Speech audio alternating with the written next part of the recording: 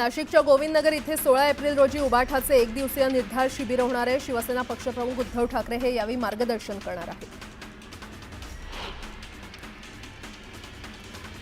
शिवतीर्थावर पार पडलेल्या मनसेच्या गुढीपाडवा मेळाव्यात राज ठाकरे गरजले। राज ठाकरेंनी ईव्हीएमवरून सत्ताधाऱ्यांना टोला लगावला। हा हरलेला पक्ष म्हणतात झालं निवडणुका संपल्या, मनसेला मतदान करणाऱ्यांचे आभार, ईव्हीएममुळे ज्यांची मतं दिसती नाहीत त्यांचेही आभार असं म्हणत राज ठाकरे यांनी ईव्हीएमवरून निशाणा साधला। महाराष्ट्राचे प्रश्न सोडवणार असाल, आमचं ऐकणार असाल तर मनसे पाठिंबा देईल अशी ऑफर राज ठाकरे यांनी मुख्यमंत्री फडणवीसांना दिली। तसंच राज्याकडे नीट लक्ष द्या असा सल्लाही त्यांनी फडणवीसांना दिला। शिर्डी विमानतळावरून नाईट लँडिंग झालेलं आहे, याबाबत मुख्यमंत्री फडणवीसांनी आनंद व्यक्त केलाय। गुढीपाडव्याच्या शुभ मुहूर्तावर एमआयडीसीनं हैदराबादहून इंडिगो विमानानं उतरल्यानंतर पहिल्या रात्रीच्या उड्डाणातील प्रवाशांचं स्वागत केलं। पालिकेतील 7 उपायुक्त आणि तसंच 12 सहाय्यक उपायुक्तांच्या बदल्या करण्यात आलेल्या आहेत। त्यात काही सहाय्यक आयुक्तांना उपायुक्तपदी बढती मिळाली असून काहींना पदभार विभागातून दिलेला आहे। दरम्यान काही धाडसी आणि अल्पावधीत ठसा उमटवणाऱ्या अधिकाऱ्यांच्या बदल्या केल्यानं नागरिकांनी नाराजी व्यक्त केली आहे। उपमुख्यमंत्री एकनाथ शिंदे यांच्यावर वादग्रस्त गाणं तयार केल्यानं वाद निर्माण करणारा कुणाल कामरा अखेर मुंबई पोलिसांच्या चौकशीला सामोरं जाणार आहे। कुणाल कामराला मुंबई पोलिसांनी चौकशीचं समन्स बजावलं होतं। एसटी महामंडळानं नव्यानं खरेदी केलेल्या 40 बस पुणे विभागाला मिळालेल्या आहेत। उन्हाळी सुट्टीच्या पार्श्वभूमीवर या बसमुळे प्रवाशांना अधिक सोयी सुविधा मिळणार आहेत। स्वारगेट, शिवाजीनगर, इंदापूर आणि बारामती या 4 विभागांना प्रत्येकी 10 एसटी बस देण्यात आल्या। LLB 3 वर्ष आणि 5 वर्ष अभ्यासक्रमाची सीईटी परीक्षा देणाऱ्या विद्यार्थ्यांना दिलासा मिळालाय। या परीक्षेचे अर्ज भरलेल्या विद्यार्थ्यांना त्यातील चुका दुरुस्तीसाठी 1 ते 3 एप्रिल दरम्यान सुविधा उपलब्ध करून देण्यात आली आहे। आदिवासींचं आरोग्य चांगलं राहावं यासाठी शासनाचे वेगवेगळे विभागात कार्यरत आहेत, तरीही बालमृत्यू, कुपोषणाचा प्रश्न कायम आहे। त्यामुळे सखोल अभ्यास करण्यासाठी आणि त्यावर उपाययोजना सुचवण्यासाठी आरोग्य विभागातर्फे राज्यस्तरीय समिती, तज्ज्ञांची समिती स्थापन करण्यात आली आहे। देशभरात रॅगिंगची समस्या दिवसेंदिवस गंभीर होत असून नाशिकच्या महाराष्ट्र आरोग्य विज्ञान विद्यापीठात 2022 ते 2024 दरम्यान राज्यातील सर्वाधिक 61 रॅगिंगच्या तक्रारी दाखल झाल्यात। हे विद्यापीठ रॅगिंगच्या तक्रारींबाबत देशात 3ऱ्या क्रमांकावर असल्याचं समोर आलंय। महाराष्ट्र शासनानं राज्य माशाचा दर्जा दिलेल्या पापलेट माशाच्या लहान पिल्लांची कत्तल होते आणि त्यामुळे महाराष्ट्राचा राज्य मासा पालघर जिल्ह्यात संकटात सापडलाय। मत्स्य व्यवसाय विभागानं या लहान पिल्लांची मासेमारी करणाऱ्या मच्छीमारांविरोधात दंडात्मक कारवाई करण्याची गरज अन्य मच्छीमार बांधवांनी व्यक्त केली आहे। गुढीपाडव्याच्या मुहूर्तावर मुंबई कृषी उत्पन्न बाजार समितीमध्ये गतवर्षीच्या तुलनेमध्ये आवक कमी झाली आहे। गतवर्षी 91,730 पेट्यांची आवक झाली होती, यावर्षी फक्त 50,882 पेट्यांची आवक झाली आहे। गुढीपाडव्याच्या मुहूर्तावर फुलांच्या दरात मोठी वाढ झाली होती। झेंडूच्या फुलांचे दर हे 50 ते 60 रुपये प्रति किलो असताना फुल विक्रेते 7 ते 8 रुपयांचा किंवा फुलांचा हार 70 ते 80 रुपये प्रति नगानं विक्री झाल्यानं ग्राहकांच्या खिशाला फटका बसलाय। सलग 5व्या वर्षी कापसाच्या BG2 बियाण्यांच्या दरात प्रति पाकिट 37 रुपयांनी वाढ केलेली आहे। सलग 5 वर्षातील ही दरवाढ 171 रुपयांची आहे। इतर कृषी निविष्ठांसोबत बियाण्यांच्या दरवाढीमुळे कापसाचा उत्पादन खर्च वाढणार आहे। LED बल्बचा वापर झपाट्यानं वाढलाय, मात्र जागतिक संशोधनातून असं दिसून आलंय की LED दिव्यांचा जास्त वापर केल्यानं शरीरात व्हिटॅमिन B आणि व्हिटॅमिन D ची कमतरता निर्माण होते। LEDच्या दीर्घकाळ संपर्कात राहणाऱ्यांना व्हिटॅमिन D आणि B12च्या कमतरतेचा त्रास होतोय। स्वच्छ ऊर्जा आणि पायाभूत सुविधा क्षेत्रातील वाढत्या मागणीमुळे आगामी वर्षामध्ये तांब्याच्या मागणीत 60% वाढीची अपेक्षा आहे, असं उद्योग तज्ज्ञांनी सांगितलंय। विदर्भात उन्हाचा तडाखा कायम आहे। नागपूरचा पारा वाढून 41.2 अंशांवर पोहोचलाय, तर विदर्भातील ब्रह्मपुरी आणि अकोल्याचा पारा 42 डिग्रीवर जाऊन पोहोचलाय। महाराष्ट्राचा अर्भक मृत्यू दर घटत असल्याची माहिती आता समोर आली आहे। केंद्र शासनाच्या 2018च्या SRS अहवालानुसार महाराष्ट्राचा अर्भक मृत्यू दर प्रति 1000 जन्मामागे 19 असून नवजात अर्भक मृत्यू दर 11 आहे। उन्हाळी गर्दी विभागण्यासाठी मध्य रेल्वेनं आणखी 132 विशेष फेऱ्यांची घोषणा केली आहे। त्यामुळे मध्य रेल्वेवरील उन्हाळी विशेष फेऱ्यांची संख्या 986 वर पोहोचली आहे। यात 278 विना आरक्षित फेऱ्या आहेत। मुंबईतील नामजोशी मार्ग बीडीडी चाळीचा पुनर्विकास प्रकल्प अंतिम टप्प्यात आलाय। त्यानुसार 2 इमारतींमधील रहिवाशांना घराचा ताबा एप्रिल 2026 मध्ये दिला जाणार आहे। दुसऱ्या टप्प्यातील प्रत्यक्ष बांधकामाला मे महिन्यापासून टप्प्याटप्प्याने सुरुवात करण्यात येणार आहे।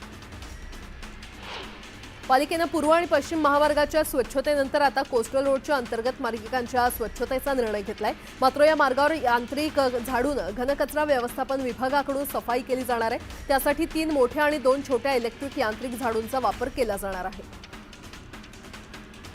राज्यात ढगाळ वातावरण असून मंगळवार आणि बुधवारी बहुतांश जिल्ह्यांना पावसाचा इशारा देण्यात आलाय। रविवारी बहुतांश भागात ढगाळ वातावरण होतं, त्यामुळे उष्मा जास्त जाणवला। रविवारी चंद्रपूरचा पारा राज्यात सर्वाधिक 42°C वर गेला होता।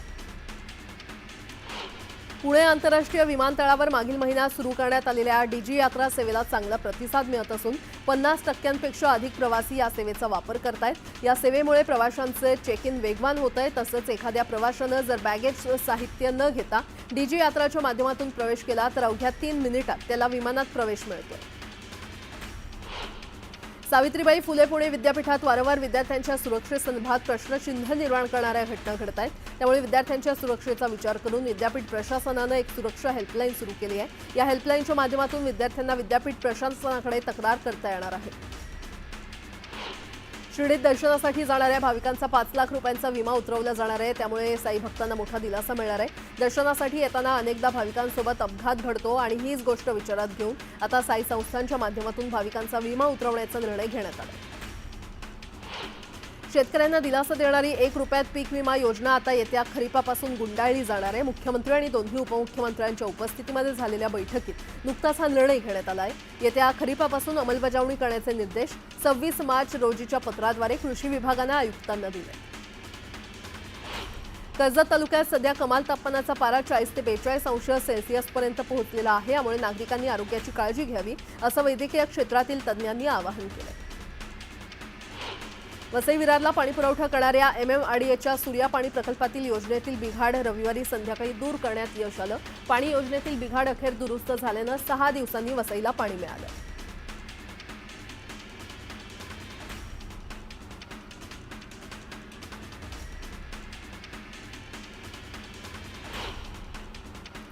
आता एक मोठी बातमी। संतोष देशमुख हत्या प्रकरणातील आरोपी वाल्मिक कराड चित्रपट निर्माता होता अशी माहिती समोर येते। वाल्मिक कराडचा आयडी कार्ड सोशल मीडियावर व्हायरल झालंय। कराडनं इंडियन मोशन पिक्चर प्रोड्युसर असोसिएशनचं आयडी कार्ड आहे। BRJ फिल्म प्रोडक्शनचं कार्ड कराडकडे आहे। तो या आजीवन सभासद आहे आणि वाल्मिक कराडच्या BKCतील याच फिल्म प्रोडक्शनच्या ऑफिसचा फोटो देखील समोर आलेत। हे वाल्मिक कराडचं ऑफिस असल्याचा दावा निलंबित पोलीस अधिकारी रणजित कासले यांनी केलाय।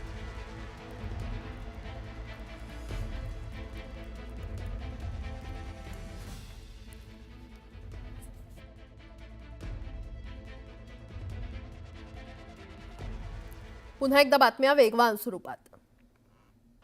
ओझर विमानतळावरून सुरू असलेल्या विमानसेवेमध्ये आणखी एका शहराची भर पडली आहे। तामिळनाडूतील चेन्नई खालोखाल दुसरं शहर असलेल्या कोईम्बतूरसाठी येत्या 2 एप्रिलपासून थेट विमानसेवा सुरू होते आणि या शहरात अवघ्या 4 तासांमध्ये पोहोचता येणार असून यानिमित्त दक्षिण भारतातील पर्यटनाचा हवाई मार्ग खुला होणार आहे। पिंपरी येथील बाजारात भाजीपाल्याची आवक चांगली आहे। रविवारी महाबळेश्वर गाजरची मोठ्या प्रमाणात आवक वाढली। तसंच नवीन आवळा दाखल झालाय। कोथिंबीर मेथी पालकचे दर वाढलेले आहेत। वांगी कोबी दोडका आणि काकडीला चांगली मागणी असून दरात चढ उतार आहे। ऐन गुढीपाडव्याच्या दिवशी सोन्याच्या दरात 92,700 रुपये प्रति तोळा एवढी पातळी गाठल्यानंतर मुंबईकरांनी नववर्षानिमित्त खरेदीला शुभ मुहूर्त गाठत दमदार सोने खरेदी केली।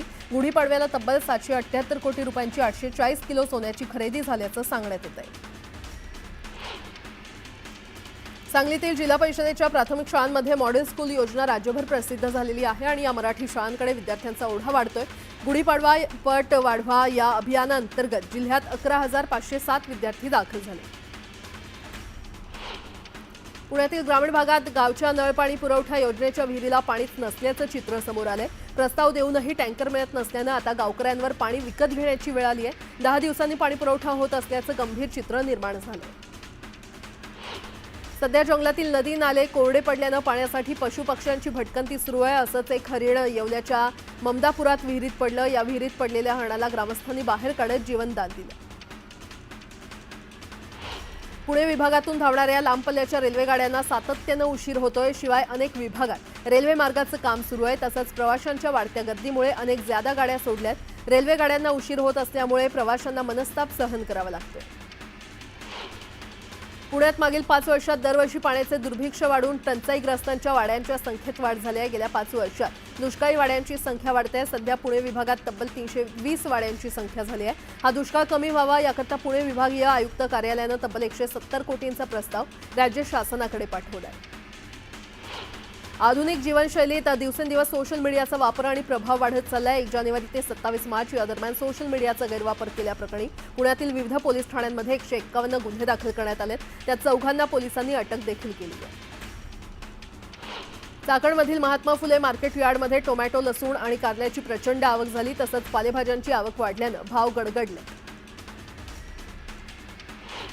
पुण्यातील गुलटेकडी येथील मार्केट यार्डात रविवारी कोथिंबीर, मेथी, शेपू, कांदापात आणि करडईच्या भावात घसरण झाली आहे। दरम्यान कोथिंबीरीची सुमारे 20,000 जुडी तर मेथीची 40,000 जुडी आवक झाली होती।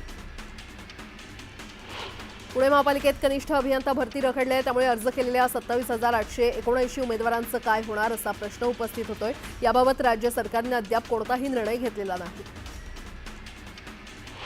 पिंपरी चिंचवडमध्ये फिटमेंट सेंटरकडून वाहनाची जुनी नंबर प्लेट काढण्यासाठी खुलेआम पैसे आकारले जात आहेत। याद्वारे लूट केली जात असल्याचा आरोप वाहन चालकांनी केलाय। प्रादेशिक परिवहन विभाग याकडे दुर्लक्ष करत असल्याचा आरोप होतोय। गोंदियातल्या गोरेगाव तालुक्यातील 3 धान खरेदी केंद्रात तब्बल 1,43,00,000 रुपयांचा घोटाळा झाला। या प्रकरणी 5 जणांवर गुन्हा दाखल करण्यात आला असून 4 पोलिसांनी ताब्यात घेतलं।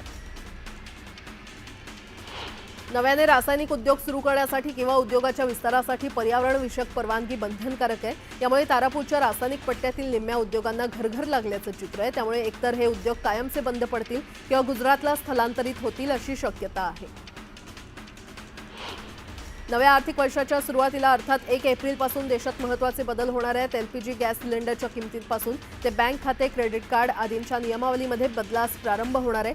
केंद्रीय अर्थमंत्री निर्मला सीतारामन यांनी अर्थसंकल्पीय भाषणात जाहीर केलेल्या नवीन कर दरांची अंमलबजावणी 1 एप्रिलपासूनच होणार आहे। देशातील सर्वात उंच पूल, लांबलचक बोगदे, अद्ययावत रेल्वे स्थानक बांधण्याचा अनुभव असूनही रुळ दुरुस्तीच्या कामासाठी कोकण रेल्वेला डावलणाऱ्या मध्य रेल्वेला मुंबई उच्च न्यायालयानं चांगलाच दणका दिलाय।